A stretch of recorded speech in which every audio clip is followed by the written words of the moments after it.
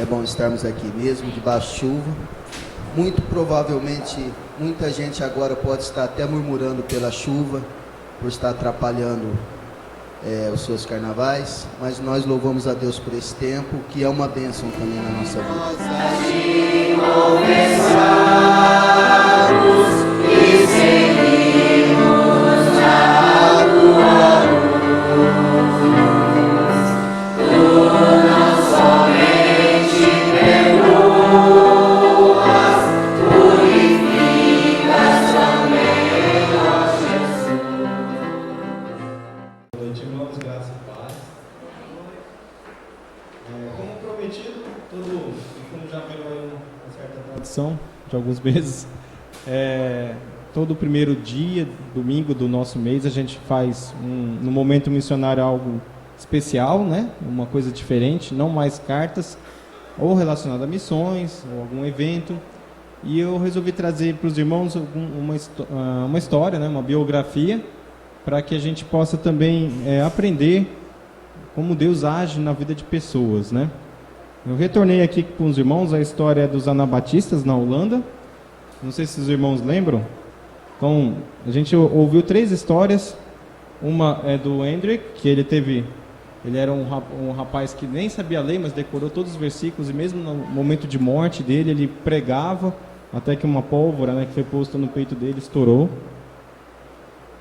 A Ana, que com 10 meses, um bebê de 10 meses no colo, foi condenada à morte, e ela escreveu uma carta emocionante para o seu filho, né, e que a Gislane leu. A história do Leonard, que foi aquele que pegou uma flor, né, essa história acho que os irmãos lembram, e ele falou que se a morte dele fosse injusta, nem ele nem a flor seriam queimadas, né, e ele realmente isso aconteceu, não foi queimado, teve que picotar ele, jogar os restos dele no rio, né? O juiz ficou louco, mas o auxiliar se converteu.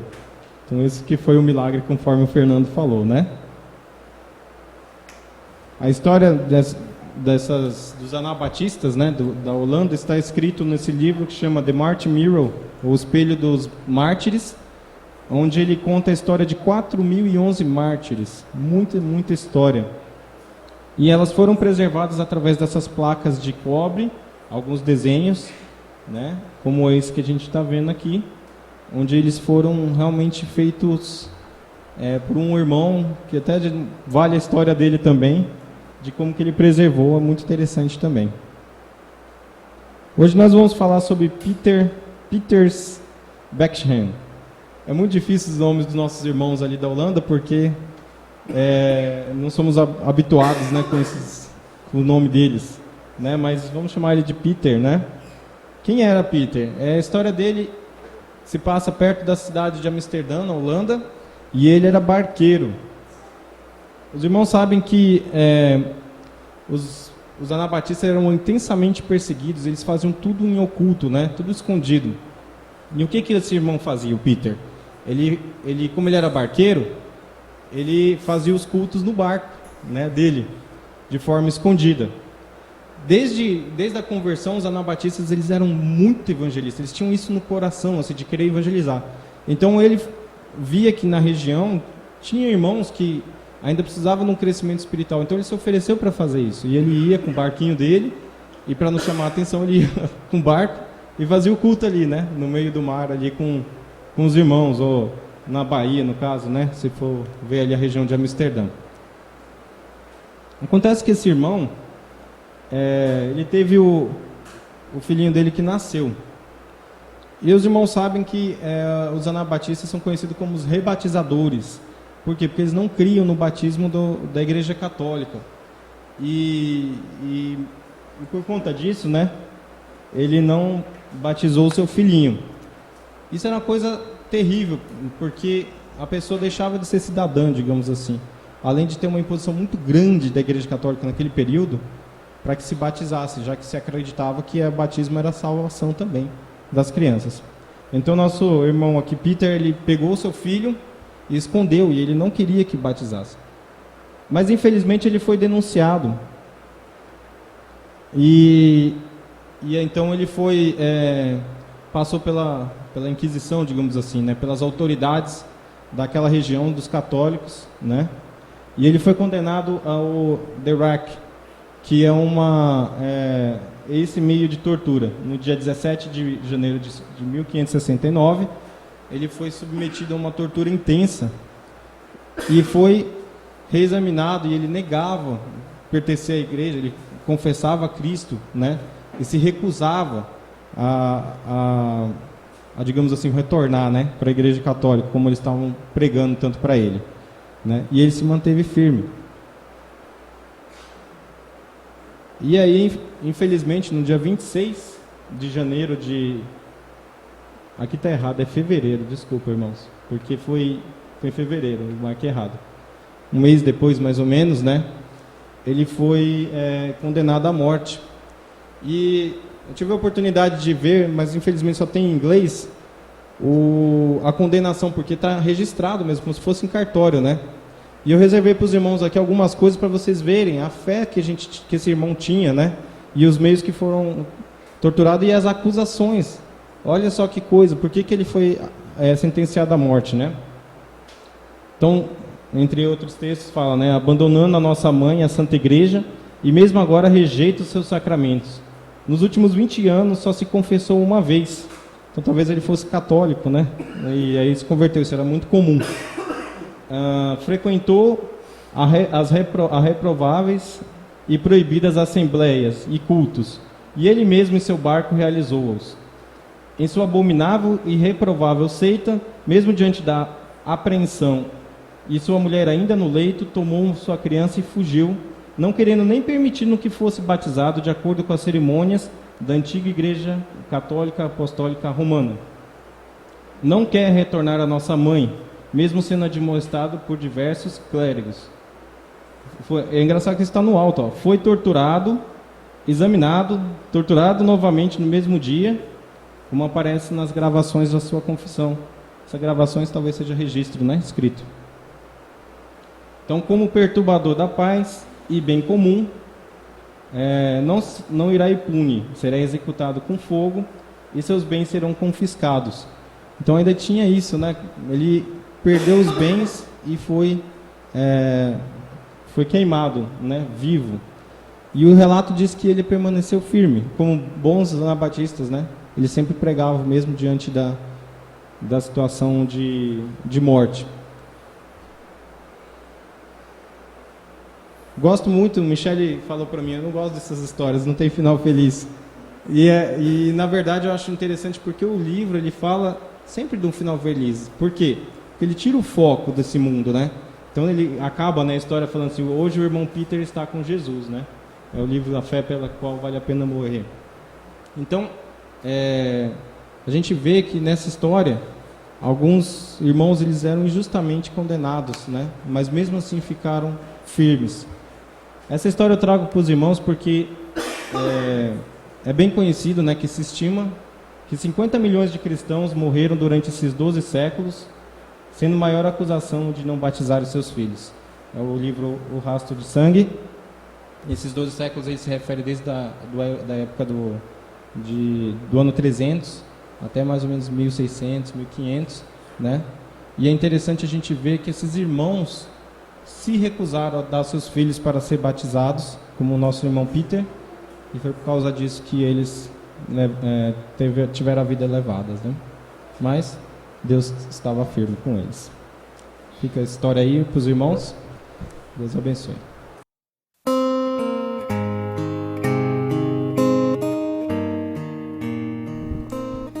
Amém. Eu saúdo a igreja na graça e na paz do nosso Senhor Jesus Cristo. Amém. Aos que estão aqui essa noite, eu louvo a Deus por tudo aquilo que Ele tem feito, por aquelas pessoas que estão no retiro também, essa noite. Lá o culto se propõe começar esse horário, mas ontem começou mais de 9 horas, né?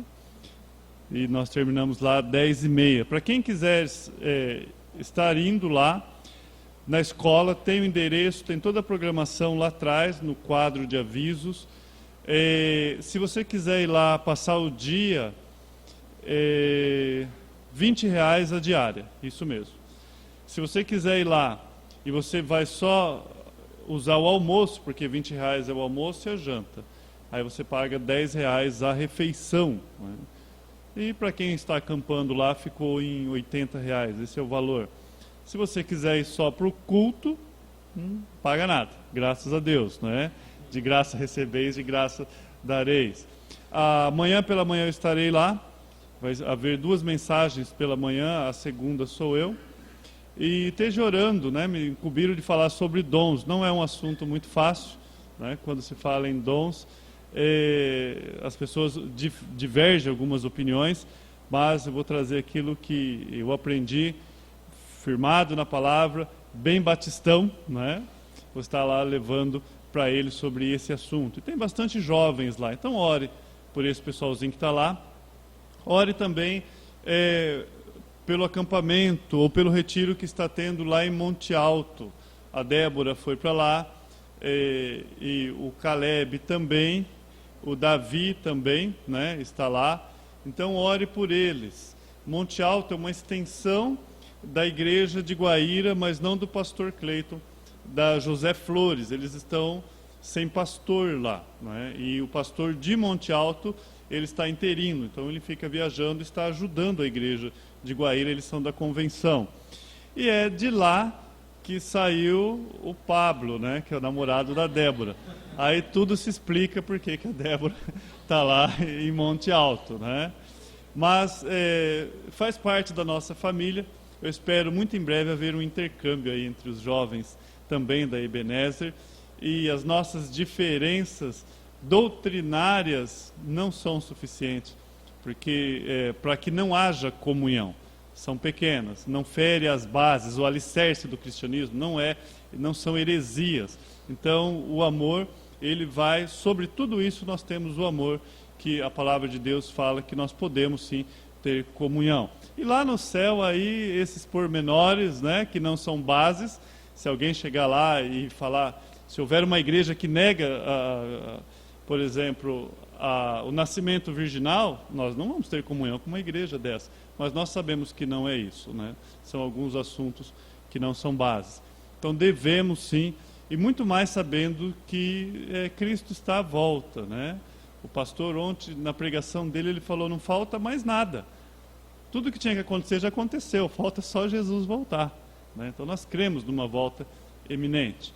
Mas, hoje, pastor Rodney vai estar chegando. Chega aqui, Rodney. Rodney, grande amigo meu, nós trabalhamos junto na usina Guaíra. Certo, Rodney? Certo. Motorista lá, e tempos bons. Nós sentávamos lá, em 3, eu, ele e o Benigno dentro do carro, e nós ficávamos na orelha do Benigno, né, para o Benigno casar, né? Depois eu preciso cortar isso aí. E tempo bom, a gente ficava lá pegando no pé do Benigno. Eu não vou falar o que a gente falava, né, coitado do Benigno. Mas fora isso, o aprendizado, a leitura. É interessante que hoje ele não sabe da continuação da história, né? Mas algumas pessoas no corredor ali comentando sobre pastores hoje e o mau testemunho, né? Eu estava de longe ouvindo, porque falou a palavra pastor, anteninha já, né? Eu trabalhando e escutando eles falando, eles sabem onde é lá, o corredor da morte, né? E o pessoal falando, detonando um pastor lá. Aí, um deles, que é o que mais critica, falou, mas eu admiro o Rodney, aquele é um pastor verdadeiro, né? Ele não falou Dorian não, falou Rodney. Falou, abandonou tudo, saiu, foi lá estudar. Então, esse quadro seu, Rodney, eu já posso dizer diante dos meus irmãos, já glorifica a Deus, entende? E sem citar nomes, você conhece o perfil de pessoas que tem lá. Eu agradeço a Deus por isso. Uma pessoa que só critica é uma pessoa que levou um jornal uma vez e colocou na minha mesa, em que a notícia era pastor violenta criança de 12 anos em Franca, né? Ele jogou em cima da minha mesa lá. Então ele pega bem pesado. Eu lembro que eu chamei ele e falei, a mesma maldade que esse pastor teve para fazer isso é a que você teve para levantar lá e trazer esse jornal. Talvez em proporções diferentes, mas a essência é a mesma. Então, ore pelo Rodinei. Ele está iniciando, ele vai falar um pouquinho o trabalho dele lá em Guaíra. Nós já apoiávamos o pastor Rafael e ele vai dar continuidade na obra do pastor Rafael. Eu já vou adiantar aos irmãos, domingo que vem em Assembleia nós vamos estar tratando esse assunto junto com a igreja, né?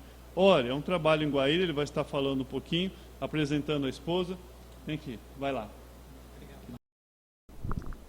Boa noite a todos. É um prazer estar com vocês, viu? Estou muito feliz de estar aqui hoje à noite e poder compartilhar com vocês um pouco da palavra do nosso Deus. Bem, Dorian, para mim, dispensa comentários, é uma pessoa que eu tenho um carinho especial. Estávamos sempre ali na usina conversando e eu aprendendo muito com ele. Louvo a Deus pela vida do pastor Dorian, do irmão Benigno e de outros lá, o tempo que nós tivemos juntos. E eu quero apresentar minha esposa aqui, minha filha, acho que alguns ainda não conhecem, queria pedir para ela ficar de pé. Essa é a minha esposa Laiana, a minha filha Júlia e o Isaac, né, de 4 anos, que já foi para a salinha. Então, nós louvamos ao Senhor.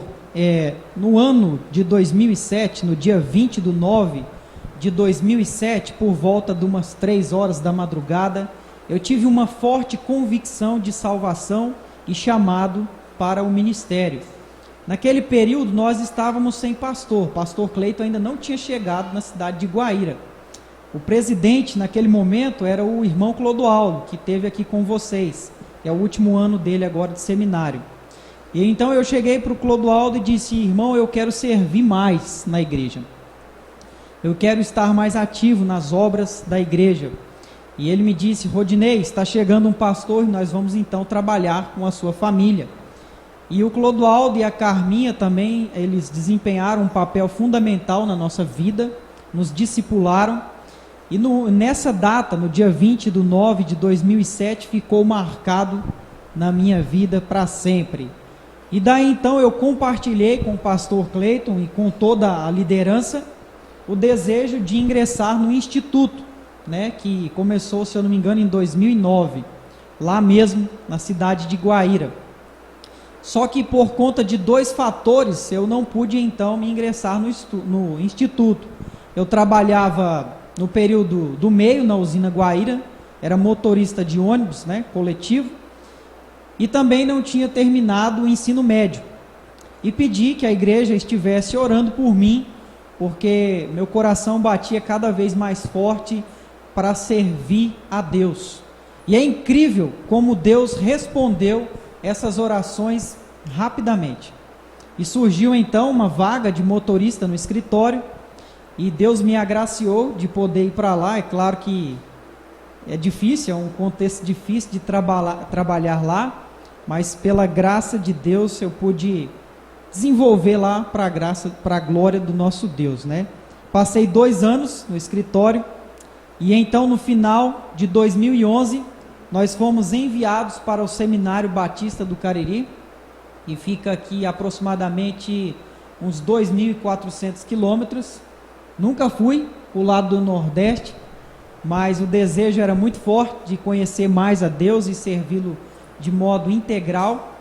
E então nós vendemos todas as nossas coisas aqui, e eu cheguei para o gerente da usina e disse que eu queria sair porque eu queria ir para o seminário. E as coisas foram se encaixando e deu tudo certo.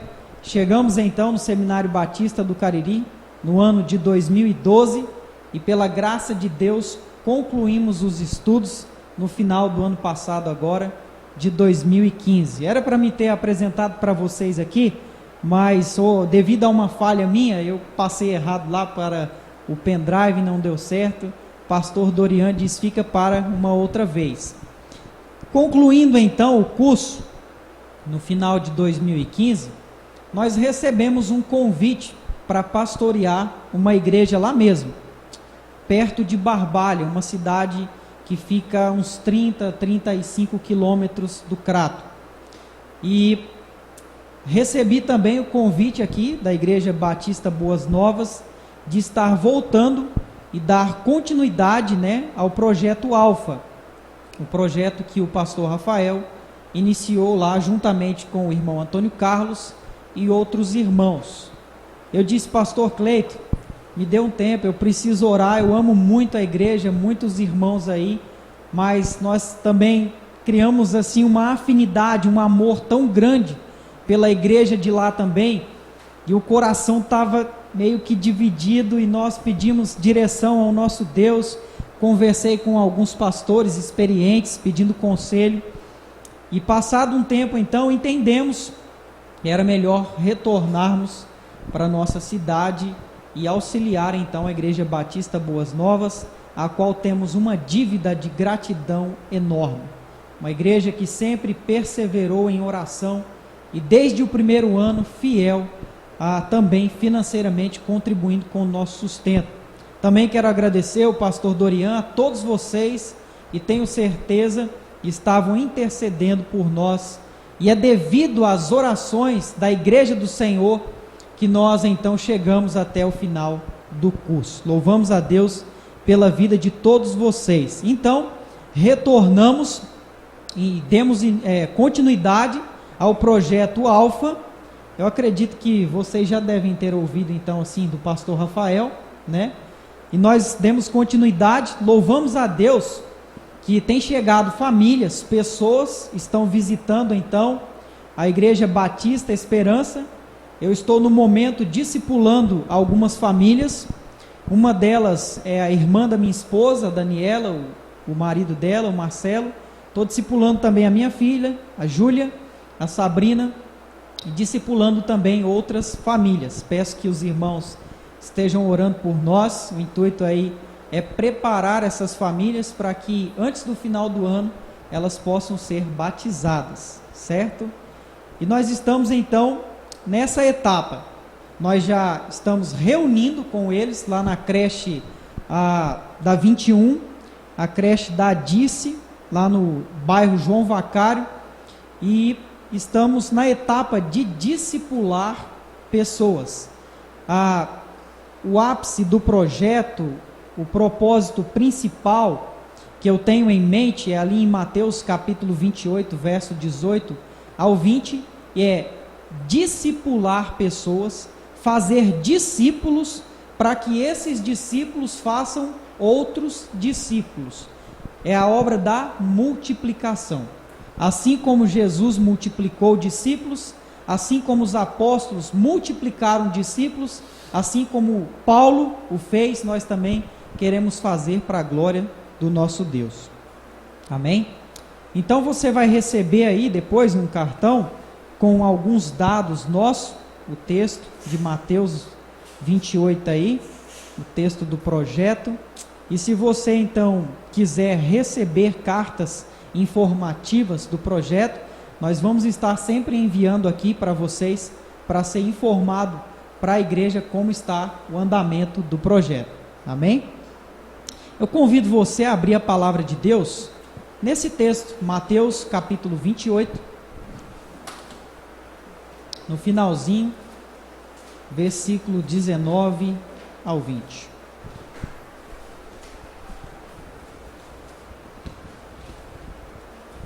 Vamos ler o verso 18 também.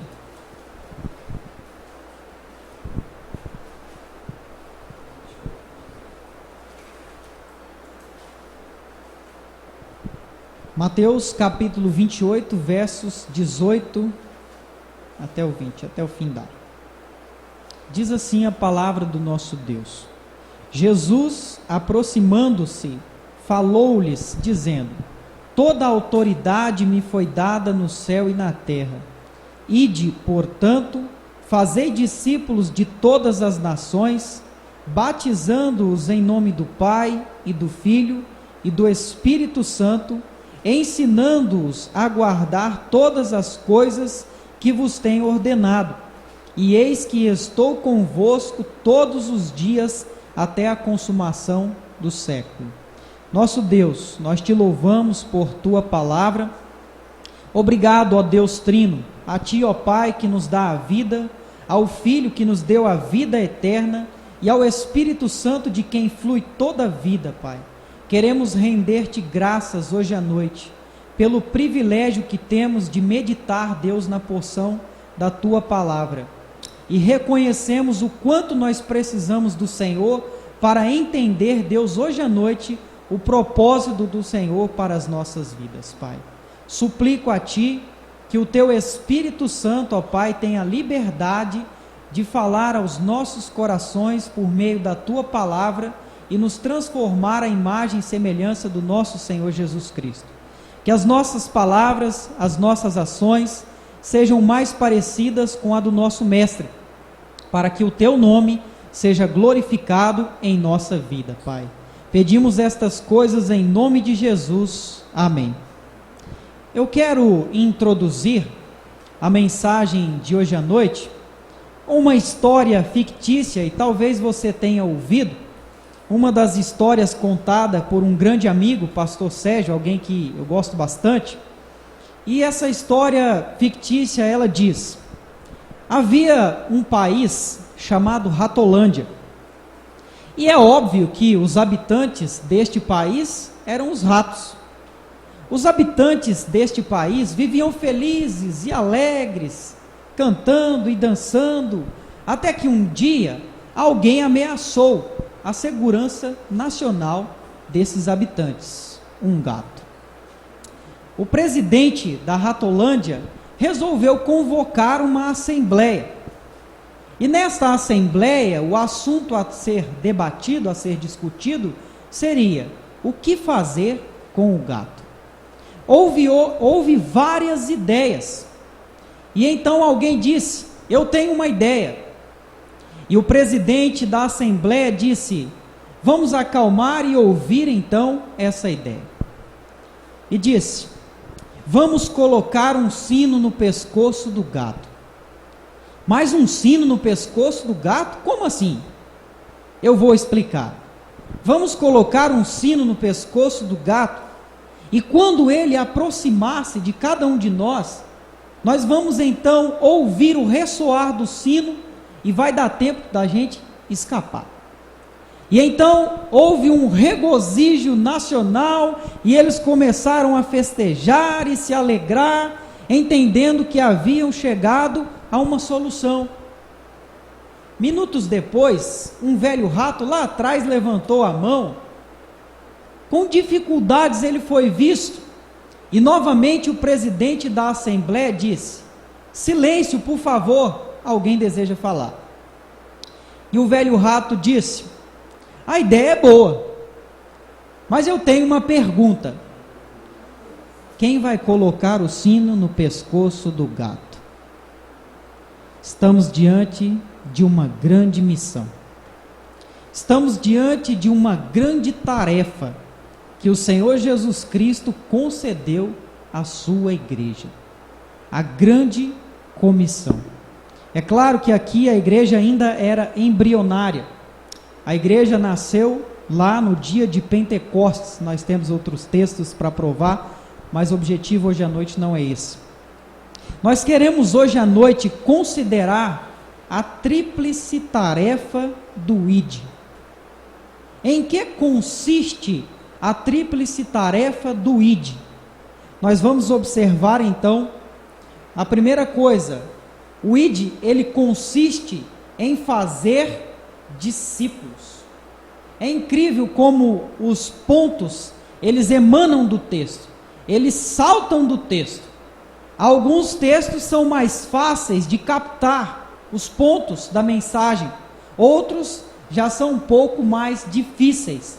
Nós precisamos cavar bem fundo, para então extrair as pepitas de ouro que tem no texto.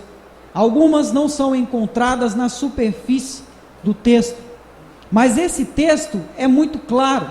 Os pontos, eles emanam, eles saltam diante dos nossos olhos. E a primeira coisa aqui que nós vamos observar é que o ID consiste em fazer discípulos. Nós podemos observar no versículo 19, que diz: ide, portanto, fazei discípulos de todas as nações, nesse primeiro verso. Mas o que Jesus quis dizer com fazer discípulos de todas as nações. Como fazer um discípulo? Ora, um discípulo é um seguidor fiel, é alguém que ouviu o Evangelho, creu no Evangelho, rendeu-se ao Evangelho, e agora então tem a sua vida diante de Deus e quer servi-lo com toda a sua vida. Alguém que é um seguidor ávido de Jesus Cristo. Mas como fazer um discípulo? Ora, se um discípulo é alguém que nasceu em ouvir a palavra, para se fazer um discípulo, pregando o Evangelho, a palavra de Deus, é falar da doutrina de Cristo. Mas é importante também entendermos alguns termos que aparecem nesse texto. O id, na verdade, ele não é o verbo principal do texto. O id, na verdade, ele é um pré-requisito. Ele é, nos originais, é um particípio de circunstância atendente, ou seja, ele atende à voz principal do verbo. O verbo principal do texto é fazei. O id, então, ele obedece o verbo principal. E, por exemplo, você está lá na empresa e a pessoa responsável por aquele setor chega para você e diz: guarde todas essas ferramentas no devido lugar. E suponhamos que você então diga para ele: não vou guardar não, você não é o dono da empresa. Realmente ele não é o dono da empresa, mas ele recebeu ordem do dono, ele foi outorgado para agir como tal. É isso que é o id. O id, ele é um pré-requisito do verbo principal. Ele tem sim uma força imperatival. Não é errado dizer, o id é uma ordem, não é errado, mas ele recebe essa força imperatival do verbo principal, que é fazer. Tendo esclarecido um pouco isso, veja comigo o verso 18 que diz: Jesus, aproximando-se, falou-lhes dizendo: toda a autoridade me foi dada no céu e na terra. Jesus aqui está fazendo o quê? Ele chega diante dos seus discípulos e ele então declara a sua autoridade universal. Em outras palavras, os céus e a terra pertencem a ele. E ele diz: olha, meus discípulos, toda a autoridade me foi dada no céu e na terra, e eu estou então enviando vocês para que vocês façam discípulos. Vocês devem fazer discípulos, porque quem está mandando é o dono do céu e da terra, é o Criador de todo o universo. Se nós olharmos para alguns textos da Escritura, como Isaías capítulo 40, verso 26, diz: levantai ao alto os olhos e vede, quem criou estas coisas? Aquele que fez sair o seu exército de estrelas, todas bem contadas, as quais ele chama pelo nome, e por ser ele grande em força e poder, nenhuma só vem a faltar. Outros textos também que eu acho maravilhoso, no profeta Isaías, em verso 12, quando diz: quem na concha de sua mão mediu as águas e tomou a medida dos céus a palmos? Quem recolheu na terça parte de um éfa o pó da terra e pesou os montes em romana e os outeiros em balança de precisão? Você percebe, através destes textos, a soberania do nosso Deus, a sua grandeza, a sua autoridade universal. Jesus disse que devemos fazer discípulos, mas a pergunta é: que garantia eu e você temos de que essa tarefa irá funcionar? Que garantia nós temos de que essa tarefa vai ser executada, em que nós vamos ser bem-sucedidos de acordo com a vontade de Deus? A garantia de que esta tarefa irá funcionar, ela repousa sob a autoridade e o poder de Jesus Cristo. Ele nos certificou por meio da sua palavra de que esta obra é exequível, ela vai dar certo, ela é funcional por causa do seu poder. Se dependesse apenas, irmãos, dos nossos esforços, iríamos falhar, não iríamos atingir a meta, mas não depende apenas de mim e de você, mas a autoridade maior dessa tarefa repousa sob o poder de Jesus Cristo, e nós podemos confiar de que nós teremos bom êxito nessa tarefa, porque Cristo garantiu. É o poder de Cristo que torna essa obra realizável. Sem Ele, não iríamos conseguir. Mas quais são os resultados que nós almejamos? Quais são os resultados que você busca ao cumprir com o ID do Senhor Jesus Cristo? O resultado, o objetivo maior dessa tarefa é tornar o nome de Cristo conhecido, é fazer com que todos os povos, raças e nações conheçam a Cristo, é fazer com que as pessoas conheçam a Trindade, é fazer com que as pessoas adorem a Trindade e obedeçam a palavra da Trindade. Esse deve ser o nosso alvo. Certa vez foi colocado um anúncio no jornal de Londres que diz: procura-se homens para viagens perigosas, salário baixo, frio intenso, longos meses de escuridão total, perigo constante, regresso duvidoso, honra e mérito somente em caso de sucesso. Esse anúncio, ele apareceu em um jornal de Londres e milhares de homens responderam sim. Era assinado pelo conhecido explorador ártico Sir Ernest. Um detalhe que fazia toda a diferença. Mas em um outro anúncio, procura-se homens e mulheres para a difícil tarefa de levar as boas novas até os confins da terra.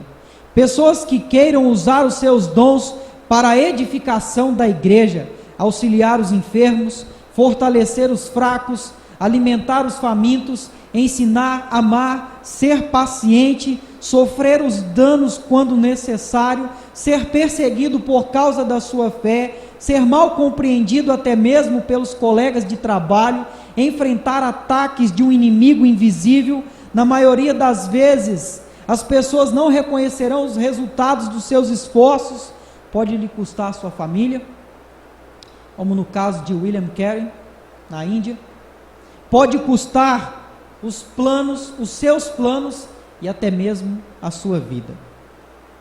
Você está disposto? Qual o limite dessa tarefa? Atos capítulo 1, verso 8 vai dizer o quê? Mas recebereis poder. O Espírito Santo nos concede essa capacitação, e sereis minhas testemunhas aonde? Em Jerusalém, em toda a Judéia, Samaria e até os confins da terra. Jesus contou com os seus discípulos e eles honraram o nome dele, levando o seu evangelho, e eles foram bem-sucedidos porque eles contaram com o poder de Cristo, com a presença de Cristo, e muitas igrejas então foram implantadas com o esforço e a dedicação do apóstolo Paulo. Mas a minha pergunta é: Jesus pode contar com você? Jesus pode contar comigo e com você para levar a palavra dele até os confins da terra, para que as pessoas conheçam a glória de Deus, para que as pessoas se prostrem diante deste Deus maravilhoso e gracioso que salvou as nossas vidas?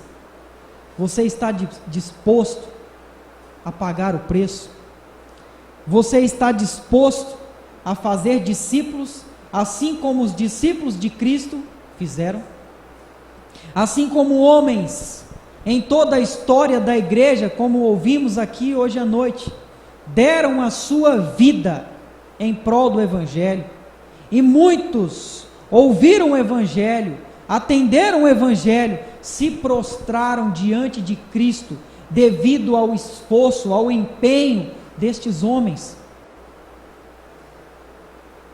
Mas além de fazer discípulos, o ID também consiste em batizar estes discípulos.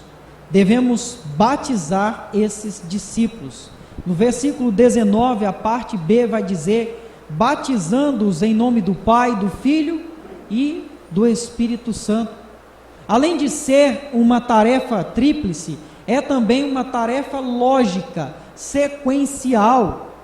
Depois que você faz um discípulo através da pregação do Evangelho, nós também devemos doutrinar esses discípulos e devemos então batizá-los em nome do Pai, do Filho e do Espírito Santo. Mas há algumas preliminares básicas para isso. Essa pessoa, ela deve ter professado a sua fé na pessoa de Cristo como seu Senhor e Salvador. Essa pessoa também deve testemunhar publicamente da sua fé na pessoa de Cristo. O batismo em si não salva. É uma das ordenanças de Jesus de modo ritual. É algo que deve ser observado apenas uma vez. A palavra no original em si, ela já mostra o meio, que é por imersão. É o que nós cremos. Nós percebemos também através das Escrituras que o batismo não salva, porque nós temos o exemplo do ladrão que foi crucificado ao lado de Jesus Cristo. Foi salvo, e quem garantiu a sua salvação foi o próprio Senhor Jesus Cristo. A tarefa não pode ficar pela metade. Além de fazer discípulos através da pregação do Evangelho, nós também devemos batizar esses discípulos.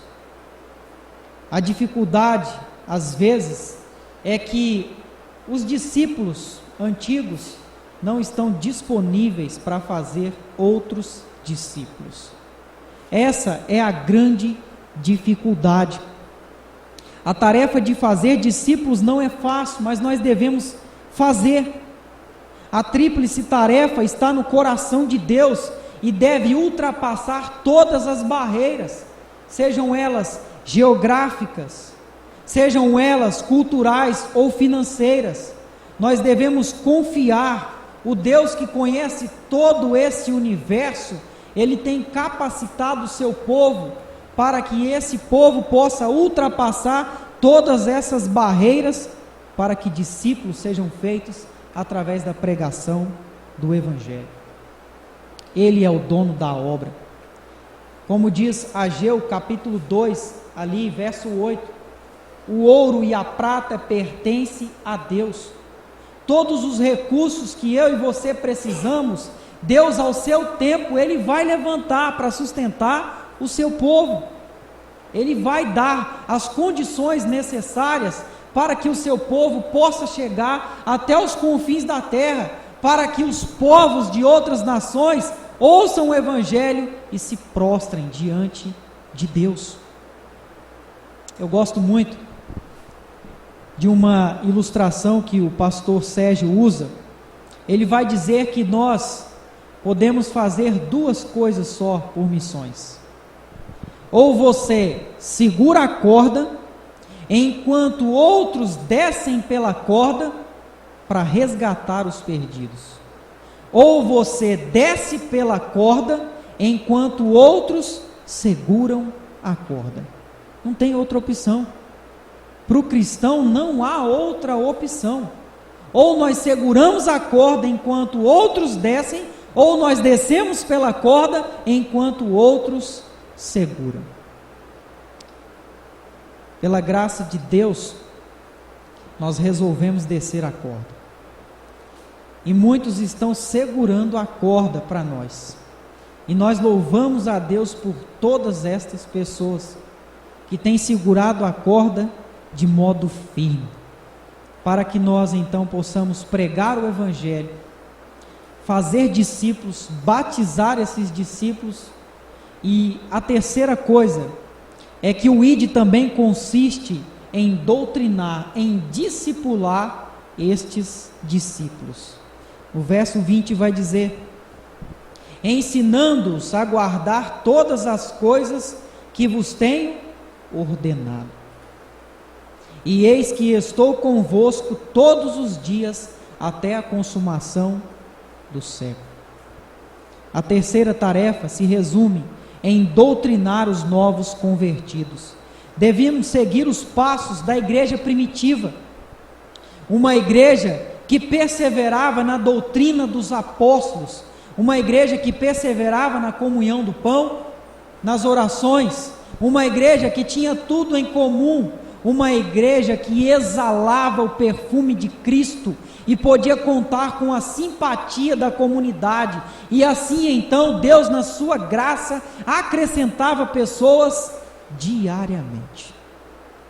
Nós devemos seguir os passos da igreja primitiva, uma igreja que não dispunha de todos os recursos, eu acredito que a igreja de hoje tem, mas uma igreja que amava missões, uma igreja que evangelizava, uma igreja que o seu desejo, o seu propósito era ver o nome de Deus sendo glorificado, era ver o nome de Deus sendo exaltado.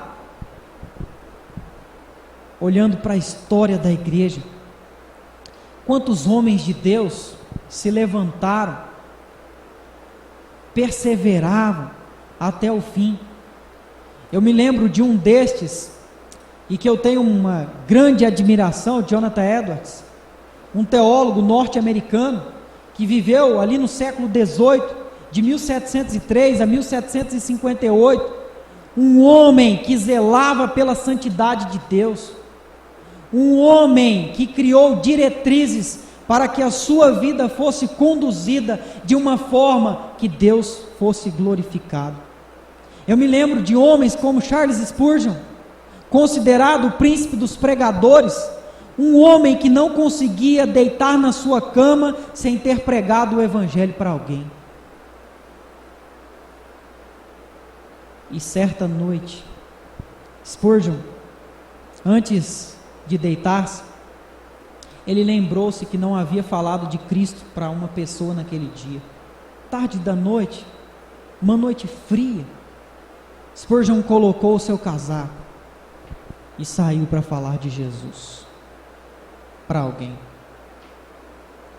Poderíamos afirmar com toda certeza que os discípulos foram bem-sucedidos, porque eles contaram com o poder de Deus, contaram com a presença de Deus, e eles se empenharam, e o evangelho então chegou até os lugares mais longínquos.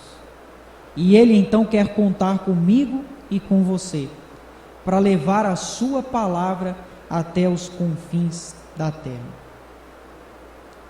Não há desculpas para nós, não há desculpas, porque todos nós podemos contar com o poder de Jesus Cristo, não estamos sós. Ao sair pelas ruas da cidade para evangelizar, não pense que você está sozinho. Jesus sempre estará ao nosso lado. Ele não diz aqui na palavra dele: eis que estou convosco até a consumação do século. Nós não estamos sós. Devemos estar encorajados de que Cristo está ao nosso lado e Ele nos capacita com o seu Espírito Santo. A sua presença está conosco. Todos nós podemos contar também com a capacitação que é o Espírito Santo. Se há um dom que todos os crentes têm, esse é o Espírito Santo. Todos nós somos habitados pelo Espírito Santo, e é Ele quem nos capacita a testemunhar de Jesus Cristo. Uma igreja bem-sucedida é aquela que cumpre com o ID da grande comissão. Uma igreja bem-sucedida, na perspectiva de Deus, é claro, é uma igreja que faz discípulos, é uma igreja que batiza discípulos, é uma igreja que doutrina, que discipula discípulos. Isso sim é uma igreja bem-sucedida. Uma igreja repleta não apenas de quantidade, mas de qualidade. Nós devemos então, meus queridos, segurar a corda ou descer pela corda. Eu comecei introduzindo com uma história fictícia, mas eu quero caminhar para o final da mensagem com uma história verídica. No dia 13 de agosto de 1727, houve um avivamento entre um grupo de tchecos refugiados na Saxônia, a atual Alemanha, chamados de morávios. O líder deste movimento chamava-se Nicholas von Zinzendorf. Uma igreja que enviou missionários por todos os continentes da terra. Já no fim desse movimento, Zinzendorf desejou fortemente em seu coração enviar um missionário para alcançar os esquimós no Alasca. Então, ele decidiu ir até uma pequena aldeia, onde morava o senhor Oleiro, um homem de meia idade, solteiro, e fazia vasos de barro para sobreviver. O detalhe é que Zinzendorf não dispunha de mais dinheiro, pois havia investido toda a sua fortuna nos missionários que foram enviados anteriormente. Ele também não tinha mais uma equipe para enviar com o senhor Oleiro. Depois de orar, ele então chamou o senhor Oleiro para conversar e disse: Senhor Oleiro, eu creio que é a vontade de Deus que enviemos um missionário para alcançar os esquimós no Alasca, e eu quero desafiá-lo a ser esse missionário. Mas tem uma coisa, senhor Oleiro, não temos mais dinheiro para te sustentar, não temos também uma equipe para enviar com você. Além disso, senhor Oleiro, eu creio que pela distância e a dificuldade você irá, e é possível que você jamais retornará. O senhor Oleiro pensou por um instante e disse: falar de Jesus? Falar de Jesus, senhor conde? Me dê apenas um par de sapatos usados e amanhã bem cedo eu irei. O conde Zinzendorf voltou para sua casa e não conseguiu dormir aquela noite e pensou: será que esse homem entendeu a seriedade da missão?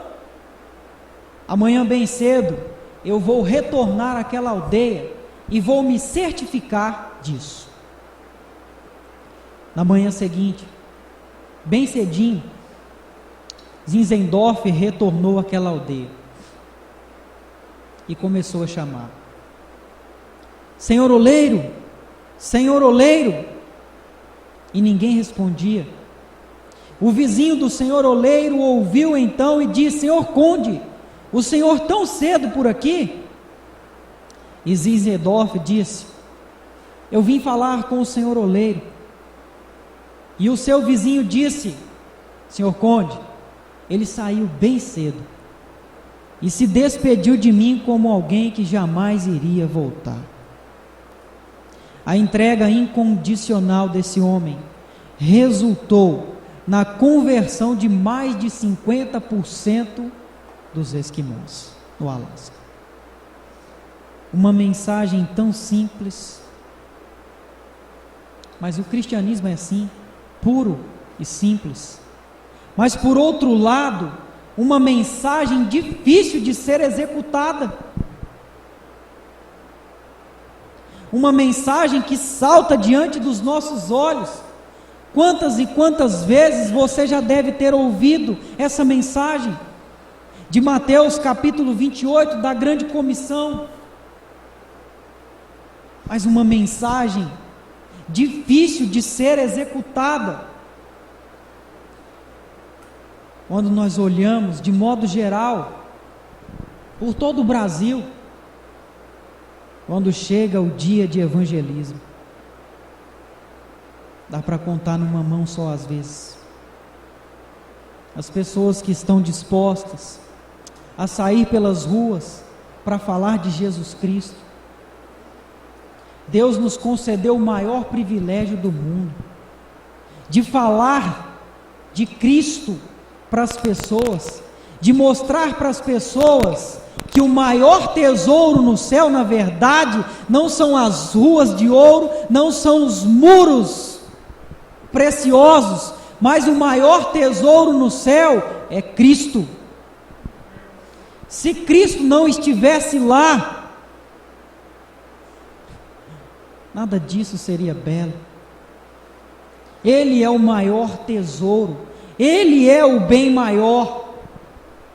O desejo de adentrarmos o céu não é de querer ver alguém que você ama, que partiu primeiro que você, não é de querer se encontrar com Paulo ou com Pedro ou com outro discípulo, mas o desejo maior que deve fluir, que deve transbordar no nosso coração, é de nos encontrar com Cristo, o maior tesouro do céu. E muitas pessoas aí fora precisam ouvir, precisam estar cientes de que o nosso Deus é amor, sim, mas Ele também é justiça.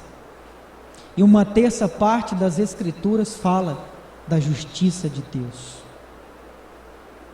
Deus concedeu a mim e a você essa tarefa. Estamos diante da tríplice tarefa do ID: fazer discípulos, batizar esses discípulos e doutrinar estes discípulos. Que Deus nos ajude a realizarmos com o coração transbordando de alegria essa obra para a glória dele. Amém? Vamos orar mais uma vez. Feche seus olhos, curve sua cabeça e vamos orar. Deus, nós te louvamos por tua palavra. Obrigado, Pai, porque nós temos muito que aprender com as Escrituras. Diante deste texto, nós podemos, ó Pai, nos deparar com uma missão muito importante. Uma missão que o Senhor concedeu, Pai, a nós, de fazer discípulos de todas as nações, de batizar esses discípulos e doutrinar esses discípulos. E o que deve acalmar o nosso coração, o que deve nos fortalecer, é saber, Deus, que o Senhor se faz presente em nossa vida, é saber que o seu poder e a sua presença, Pai, é que garante, Deus, que essa obra, ela é funcional, de que essa tarefa dará certo. Oh Pai, nos enche de ousadia, Pai, não nos deixe, Pai, calar diante deste mundo, Senhor, mas que nós possamos glorificar o nome do Senhor, Pai, com as nossas vidas aqui na terra. Abençoa, Pai, esta igreja, um povo precioso, um povo que o Senhor comprou com o teu sangue, um povo, ó Deus, que o Senhor tiraste, ó Deus, do lamaçal de pecado e transportaste para o reino do seu Filho, Deus. Ó Deus, conduz essa igreja sempre nos caminhos do Senhor. Abençoe, Pai, o pastor Doriane e a sua família. Abençoe, Pai, todos aqueles que auxiliam o teu servo. Ó Deus, que essa igreja possa crescer em santidade, em obediência, uma igreja que possa exalar o perfume de Cristo nesta comunidade, Pai. Que o Senhor se agrade, ó Deus, desta igreja e acrescente, ó Deus, a ela pessoas convertidas, pessoas regeneradas, Pai. E que estas pessoas possam fazer discípulos, assim como elas foram feitas. Pedimos estas coisas em nome de Cristo, aquele que vive e reina para todos sempre. Amém.